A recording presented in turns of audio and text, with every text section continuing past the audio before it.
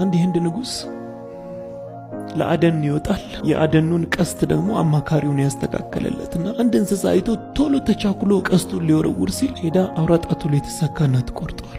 ንጉሱ በጣም ይናደዳል። ወደ ቤተ መንግስቱ ይመለሳል። አማካሪውን እንዴት ቀስቱን አስተካክላ አታደርግ የሚልና ያሳስረው። ከዛ በነጋታው እሱን ትቶ ብቻውን ይሄዳል። እያደነ እያለ እዛ ጫካ ውስጥ የሚኖሩ ባዕድ አምልኮ ያላቸው ሰዎች ይይዙታል። ወስደው ለሚያመልኩት አምላክ ሊሰዉት እሳት ዳር ያደርጉትና ልብሱን አውላልቀው ሲያዩት ጣቱ ተቆርጧል። በእነሱ እምነት መሰረት ቁስል ያለበት የተቆረጠ አይሰዋም። ቁስል ያለበት ልቀቁት ይባላል። በጣም ተደስቶ ቤተ መንግስቱ ይመለስና ያንን አማካሪ ጠርቶት እንደው አመሰግናለሁ፣ ጣቴን መቁረጥ ለበጎ ሆነ። ይሄኔ ጣቴ ባይቆረጥ ኖሮ እኮ ተሰውቼ ነበር ይለዋል። ሲለው አማካሪው ኧረ እሱ ብቻ አይደለም ሌላ ምን አለ ሲለው ኧረ እንኳን አሰርከኝ፣ አብሬ ሄጄ ቢሆን ኖሮ እኮ አንተ ስትቆስል እኔ ነበርኩ ምሰዋው።